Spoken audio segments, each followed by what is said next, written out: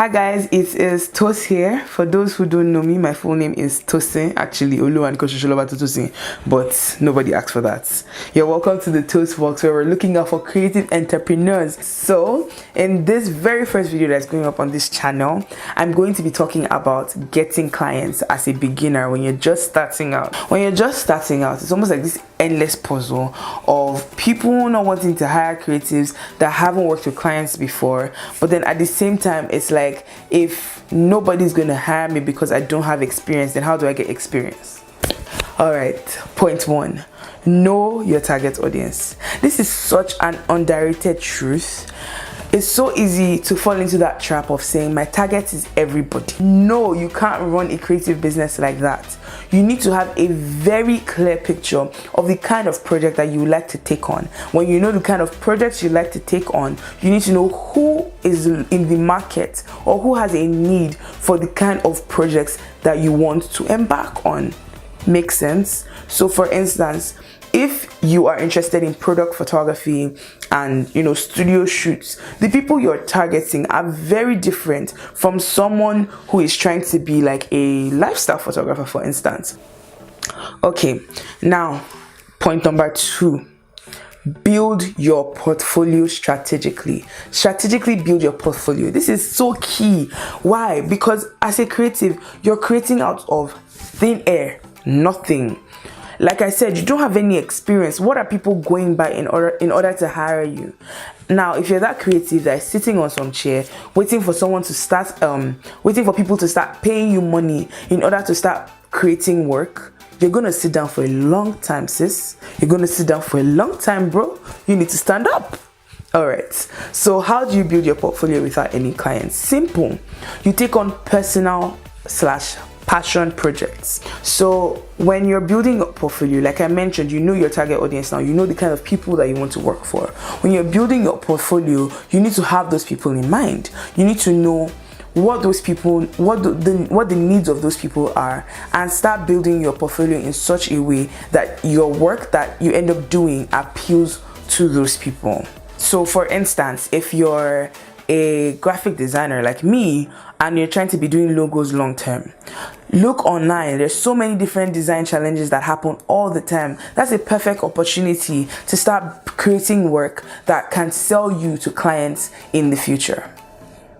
So now, point three, present yourself and your work effectively. With this point, I'm assuming you've taken point 1 and 2 into consideration. You know who you're trying to reach, and you know and you've done the kind of work that is going to appeal to them. So now it's time to start, reaching out to them. In some cases, you're sending out emails with proposals, or you just happen to meet someone who falls into your target audience. Honestly, packaging is everything. You have to fake it till you make it. Facts, fam. You can't afford to present yourself unprofessionally in a setting that requires a certain level of professionalism, and you need to be able to communicate effectively and say what you need to be saying to sell to the people that you need to sell to. So for instance, if you're if you're a photographer, I'm going to still use a photography example. You're a photographer, you're trying to work in a fast-paced setting. Let's say you're trying to work for like LFGW. You finally stumble on someone that has that experience and can hook you up with the job. This is not the time to be talking about your passion for photography and how you got your first camera. No, you go straight to the point. You pinpoint what are the needs these people have. Maybe they need fast turnaround time. They need the pictures fast. They need the editor fast. Or maybe, you need to prove to them that you're able to take pictures under pressure in a fast-paced setting. Things like that is what you need to start thinking about in presenting yourself. Now, that's just you. Presenting your work. You've taken all this time to create work that sells you, that looks great. Why are you presenting it in a way that is below standard? For instance, you're a makeup artist. I get it. Your photography is not your thing. Makeup is what you're here to do. But if photography is necessary to present your work, you need to find an effective way to do that. As a makeup artist, people are coming to you. Why? Because they want to look nice. Yet you've taken time to beat someone's face so that they look good. And you now take a picture of them that doesn't look nice and you post it. So they don't look nice when you post the picture. Why would I come to you to make me look nice? Do you see where I'm going with this? So it applies to every single field. As a designer, I had to start doing mock-ups of my work because it's almost like you're trying to sell a dream to a potential client. So they come to your page, in the case of social media, they come to your Instagram page or they see your work samples and they're like, yeah, this person understands what I'm trying to do. Make sense? Make sense? All right, now to point 4. Pitch yourself. When I say pitch yourself in this context, it's kind of different from presenting yourself well. So when I talked about presenting yourself, I was more focused on like the quality of the way you come across to potential clients, the quality of the way you sell yourself or you approach people. But when I say pitch yourself, what I mean is let people know clearly and concisely what you do. And by people, I mean everybody. See, this thing, I'm so passionate about it. I don't think there is anybody in this 2019 that knows Toast and does not know she's a graphic designer. It's hard to know me and not know I'm a graphic designer. Like literally even people that have never met me, they just know me on social media. Why? Because when you're a creative, you need to have enough passion for what you do that you're able to lace it in your everyday conversation. You're able to, pitch that side of yourself everywhere.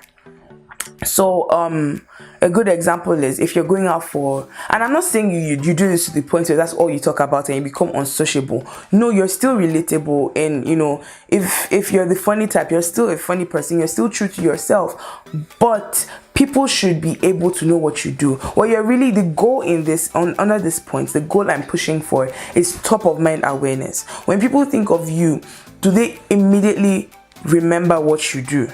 If you're trying to say, okay, who is this person? Are they able to say, she's a photographer?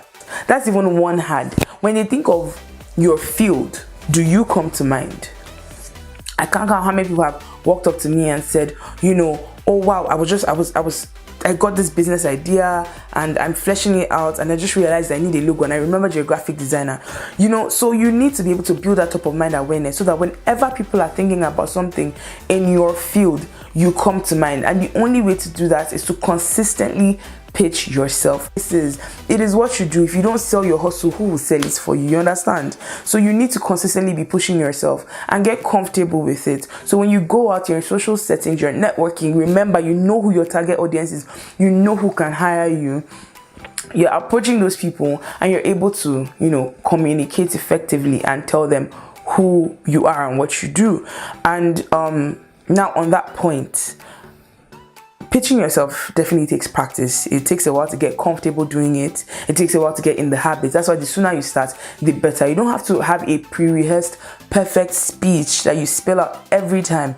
Nobody's asking you for that. Just get comfortable talking about what you do. And that's why it's so important, like I said, to have a clear picture of the service you're rendering as a creative. Point 5, and my final point for you. At this point, I'm hoping that you've tried the first 4. They've worked for you. You've gotten at least one job. Point 5 is kill every project you work on. Kill it. Kill it. Your project starts from the minute your client contacts you. So the entire process up until the point that you're sending deliverables and even how you're able to support them in delivering the deliverables, every single thing, make sure you kill it. Make sure you're communicating effectively. Make sure, you're not that person that's stressing. If you add, why I'm saying this, maybe I should say that first. Why I'm stressing this point is because referrals are everything in the creative industry. Referrals are everything. When people want to hire in a field that they don't know anything about, they are going to ask people who they already know, who they trust for one reason or the other, who they think can do the job, or if they've worked with someone who has done the job. So I hope all of this makes sense. I hope it helps in one way or the other. Yeah, so I hope you liked this video. It's my first one and I'm really excited. If you did, please subscribe to this channel. I want to see this channel grow, so I'm gassed to do more. And like this video, share it with your friends. If you have questions, anything, it doesn't have to relate specifically to this video, but anything you want me to discuss in future videos or that I can potentially help you with, feel free to send me a DM. You can reach me on Instagram as well at the Toastbox, yes. Or you can send an email to toast.adini@gmail.com.